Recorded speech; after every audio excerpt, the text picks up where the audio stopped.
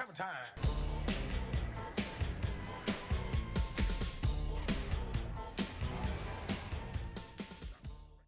It's no secret that at this point, 734 is what many would label an absolute paradise for strength heroes and offlaners in particular. The shift from 733 to 734 saw so many strength heroes in particular rise from rags to riches, and most of them are now somewhere in the upper echelon of what can be considered the global tier list for Dota 2. For this reason, this video is going to go over one of the heroes that has recently benefited tremendously from her buffs coming into the new patch, and stand shoulder to shoulder with the other giants of the patch, which happens to be none other than Dawnbreaker.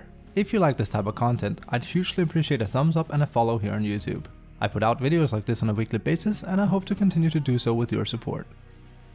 First things first, why exactly is it that I recommend Dawnbreaker so much in this patch, when there's generally so many good strength heroes to pick from? Well, there's multiple answers to that question. For one thing, she's strong.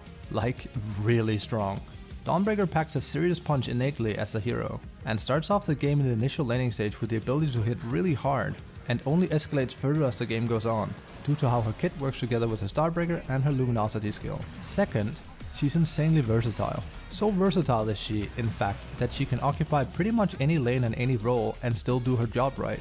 Whether you want to lane her as a support, a carry, an offlaner or a mid lane, all of these are completely viable options due to Dawnbreaker's kit being as good as it is at laning. Third, given that laning, aggression and generally playing as a team is hugely rewarded ever since kill changes that befell us in 733, Dawnbreaker is the type of hero to flourish remarkably around this. All her spells do incredibly well in teamfights, and her ultimate is just the cream of the crop when it comes to both assisting and helping allies, as well as catching enemies off guard and scoring important kills. So what buffs did she receive, and is that why she's now top tier with the other strength heroes of the patch? She was given an additional point of armor, which helps tremendously with soaking damage, especially for a melee hero in the laning stage. The cast point for Starbreaker was reduced from 02 to 01, which is a huge game changer for her at all stages of the game, because it's what her shard would previously buff before, now allowing you to much easier score Starbreaker kills, especially in lane. Her ultimate, Solar Guardian, also got buffed really hard by now penetrating debuff immunity, meaning that no one is safe from the Radiant Lady as she comes crashing down in her ultimate, BKB or not. Her talents also got rounded up slightly in numbers, but it's these three initial buffs in particular that has seen her benefit hugely coming into 734. Additionally, the B version of this patch has now rolled out, and a vast majority of the cast that was doing well saw themselves nerfed anywhere from mildly to a lot, with Dawnbreaker being one of the only heroes that escaped getting any nerfs whatsoever. This means that while other heroes such as Slardar and Sand King took a big hit to their win rate, Dawnbreaker was allowed to bask in the glory and partially surpass them since she went unnerfed, only making her all the better. We're now dealing with a hero that is essentially insanely strong at all stages of the game, and doesn't exactly lack anything or has any big weaknesses on her either, outside of mana being on the light side due to being a strength hero, which can be remedied with clarities, raindrops, items and neutral items. Her entire ability kit allows her to dominate lane as one of the best melee heroes out there on the aggression scale, and transition into bonking the enemy with great ferocity. Should she somehow lose her lane, she's also able to flash farm insanely well, due to how Starbreaker functions around Luminosity in particular. She's able to crit creeps with her added damage from Starbreaker, allowing her to quickly take down camps and stack camps alike faster than most heroes of the roster. To top it all off, because her ultimate is a global ability that can be cast on herself or any ally, this means you can transition into two kinds of game plans with Dawnbreaker. You can actively move around with her once you have a blink dagger, and see if you can score any kills by yourself or your team.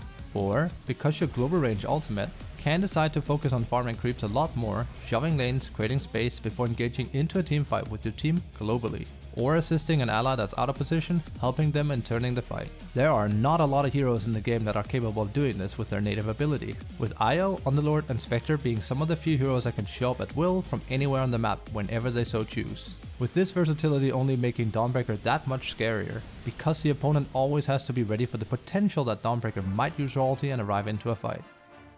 Now having a firmer grasp of what makes Dawn one of the best strength hero choices in 734B, let's start looking a bit more in depth into how to potentially skill and build her as a hero. Generally speaking, there's two ways to build Dawnbreaker, and both of them are viable in their own way, depending on what you need for your initial lane and what you intend to do after laning stage in particular. The one I personally recommend the most for offlane and or core Dawnbreaker is that of maxing Starbreaker as fast as possible, then Luminosity and then Celestial Hammer last. A lot of players like to max Celestial Hammer as early as possible as core Dawnbreaker, And while it certainly works, it doesn't do as hilariously much damage as Dawnbreaker and high level of Luminosity does. Furthermore, by focusing on Dawnbreaker and Luminosity, you're able to much easier and swiftly farm creeps, because Dawnbreaker is less expensive in the mana department than Celestial Hammer is. The build is only made that much juicier due to the change to cast point she received this patch, being able to very reliably land Dawnbreaker on enemies now in lane. You want to start off with a point in Dawnbreaker, then get one value point in Celestial Hammer because, let's be real, it's a super fantastic spell for scoring kills, before you put another point into Dawnbreaker,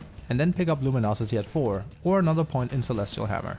Whether or not you get 1 or 2 points in Celestial Hammer depends entirely if it'll net you a kill in lane or not. If you believe that putting one more point in it will score you kills on your opponents, it's worth taking a second point, and if not, leaving it at 1 is preferable. From there on out, you want to max your Dawnbreaker, skill into ultimate whenever available, before maxing Luminosity first over Celestial Hammer. If, on the other hand, you're playing her as a support, the skill build is usually turned on its head. Because you're not acquiring as many items as a core Dawnbreaker is, setting kills up with your Celestial Hammer becomes a lot more preferable. In this case, we reverse the skilling of Luminosity and Celestial Hammer, with Luminosity only getting 1 value point early, and Celestial Hammer being maxed over Dawnbreaker, with Dawnbreaker coming in second. Her talents are nice, juicy, and completely viable, with not a single talent on her being bad either. If you're playing her as a core, focus on Dawnbreaker at level 10, Luminosity at 15, Luminosity again at 20, and Dawnbreaker at 25.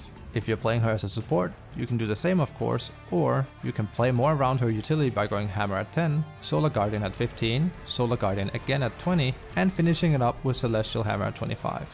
Which brings us to the last part we have to cover about Dawnbreaker.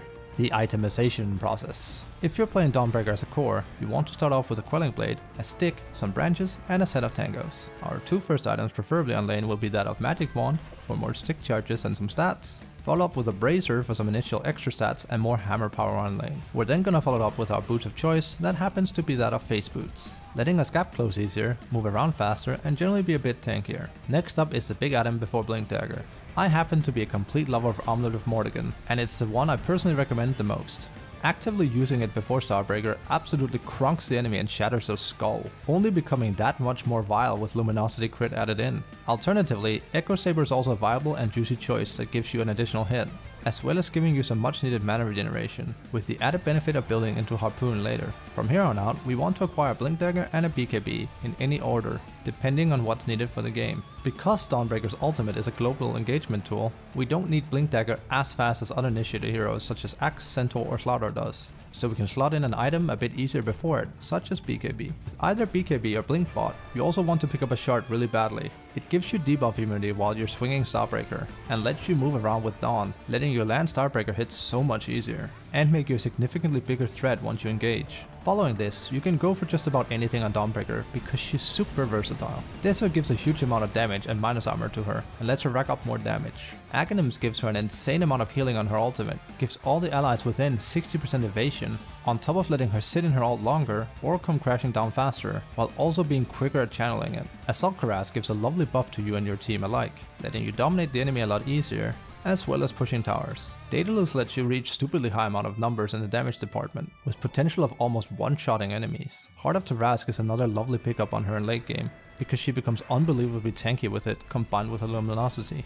If you opt to play for her as a support more than a core, the build really largely remains the same, although you want to acquire Blink Dagger quite a bit faster, and instead of Armlet or Echo, want to go for an item such as Solar Crest to amplify your allies and debuff your enemies. Following it up with an early Blink, a well-timed Aghanim Scepter, and perhaps even a Holy Locket for increased healing, and you're gonna be an absolute menace in any teamfight you decide to engage in as Dawn. Truly, Dawnbreaker is super fantastic right now. She's crazy strong at all stages of the game, and her versatility truly knows no bounds. Because her spells are as diverse as they are, it's just really hard to mess her up build-wise, because everything just goes so well with her. She takes a bit of getting used to with her ultimate, but I safely promise that if you take your time with her, and use some of the tips and recommendations from this guide here, that you'll find yourself crashing into your opponent and crushing them to the ground, while meanwhile your MMR will be reaching new heights, soaring high.